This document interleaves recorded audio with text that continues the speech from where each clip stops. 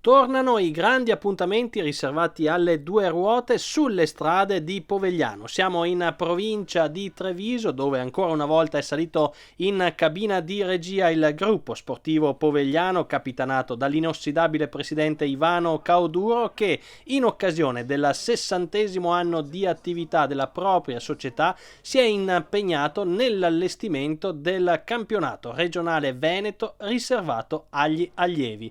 Un territorio questo e soprattutto una associazione, il gruppo sportivo Povegliano, abituata ad ospitare i grandi eventi. Su queste strade hanno già fatto tappa i campionati italiani giovanili nel 2011 e poi ovviamente anche tantissime altre manifestazioni. Il prossimo 31 agosto tornerà puntuale la 61esima edizione della medaglia d'oro gruppo sportivo Povegliano, ma intanto il 2 giugno si corre la prova che andrà ad assegnare la maglia rossa di campione regionale veneto agli allievi. Sono ben 163 gli atleti che si schierano ai nastri di partenza, per loro da affrontare 77 km suddivisi in una prima parte pianeggiante con il circuito di Povegliano da ripetere per 4 volte, poi ci si sposterà sul Montello per andare ad affrontare quello che è stato il circuito dei campionati del mondo del 1985 e anche dei campionati italiani giovanili nel 2011, che prevede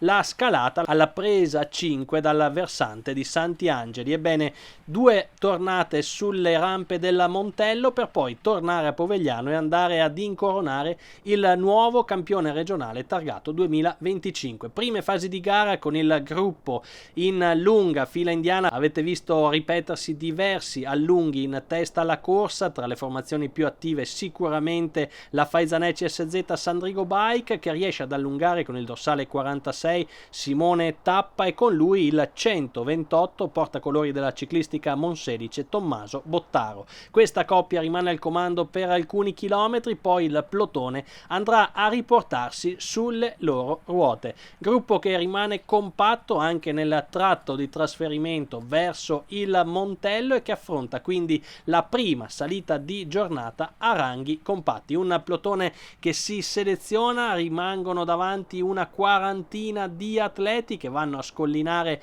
compatti sulla presa 5 della Montello e affrontano il tratto di discesa a forte velocità. Qualche fase di studio, mancano ancora tanti chilometri per raggiungere il traguardo, di conseguenza gli atleti cercano di capire quale sia la condizione soprattutto degli avversari per andare a giocarsi il primo titolo della stagione targata 2025. Un appuntamento imperdibile per tutti gli allievi con residenza in Veneto, a cui le società di questa regione ci tengono particolarmente. Infatti una prova, questa di Povegliano, disegnata su un tracciato esigente al punto giusto, che consente a tutti gli atleti di esprimersi nel migliore dei modi. Con le nostre immagini intanto siamo al passaggio da Giavera del Montello, vedete il drappello che rimane al comando, composto da una cinquantina di unità. A questo punto a rilanciare l'azione Alberto Ruvoletto dell'Industrial Forniture Moro C&G Capital, che riesce a guadagnare una manciata di secondi, ma anche lui sarà costretto ad attendere il rientro degli inseguitori. Infatti il gruppo dei migliori di giornata non lascia spazio a questo tipo di tentativi. È già nel mirino la seconda scalata alla presa 5 del Montello, quella che potrebbe fare la differenza in vista del finale di corsa. Vedete Ruvoletto che si rialza, sulle sue ruote tornano i più immediati inseguitori, capitanati dai portacolori della ciclistica Monselice e della Postumia 73 Dino Liviero. Con questa situazione il plotone di una cinquantina di unità che si porta al comando della corsa va ad affrontare la seconda scalata alla presa 5 del Montello. Vedete là più indietro anche alcuni inseguitori che però non riusciranno più ormai a raggiungere la testa della corsa. È una testa della corsa già impegnata sulle prime rampe della presa 5 ed è proprio in questa fase di gara che si avvantaggia un quintetto composto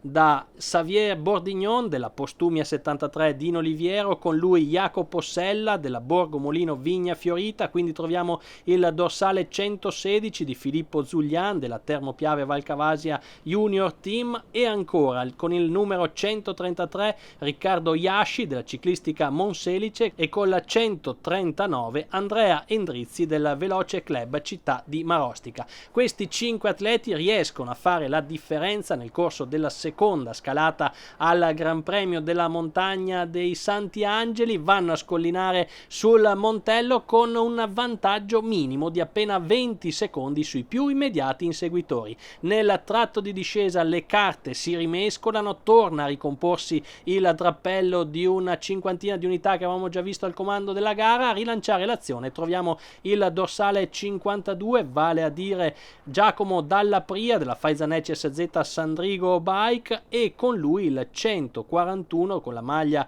della Veloce Club Città di Marostica Paolo Rigon. Anche loro però non trovano l'accordo, il plotone torna a raggrupparsi nel tratto che riporta la corsa verso l'abitato di Povegliano, e qui a rilanciare l'azione è un'altra maglia della Termopiave Valcavasia Junior Team. Si tratta di Federico Bottegal, che riesce a guadagnare una decina di secondi sul gruppo. Generosissimo il suo tentativo, che però verrà annullato proprio quando saremo in vista del rettifilo d'arrivo. Lo vedete nelle nostre immagini dall'alto, viene raggiunto il battistrada, si lancia una volata lunghissima. In prima posizione ad uscire a 250 metri dal traguardo è Lorenzo Ceccarello, che però viene rimontato proprio nelle battute conclusive da uno straordinario Edoardo Ceccato della Infocars Este Motor, che va così ad aggiudicarsi la prova di Povegliano e soprattutto la maglia di campione regionale veneto. Seconda piazza per Lorenzo Ceccarello della Ciclistica Monselice, terzo Gioele Angelo Libertani della Borgomolino Vigna Fiorita, seguono Xavier Bordignon della Postumia 73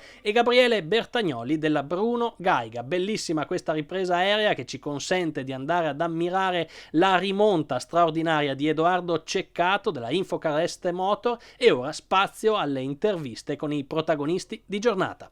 Sul podio di Povegliano, un podio però che vale il campionato veneto, una griffe da portare per tutta la stagione. Manco a dirlo, quanto sei soddisfatto? Tanto è la mia prima vittoria da quando sono G6 e sono molto contento. È stata dura, combattuta la corsa? Sì, abbastanza, era sul Montello e sul falsopiano, erano continui scatti e controscatti, ma ho cercato di risparmiare l'energia il più possibile. E il terreno ha dato le tue caratteristiche, questo?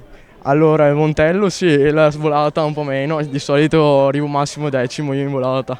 Quando hai pensato che potevi portare a casa una vittoria così importante? Allora, me la sono insognata stanotte in realtà. E poi qua sul rettilineo dell'arrivo, quando era a ruota di Ceccarello, ho detto qua posso saltarlo e l'ho saltato via. Hai qualche appuntamento importante in programma? Sì, domenica prossima c'è la gara di Colonia Veneta, che è la mia gara di casa della mia vecchia squadra, e si passa anche davanti a casa mia praticamente, e sulle salite dove mi alleno. Ivano Cauduro, il presidente, un'altra perla da infilare su una magnifica collana.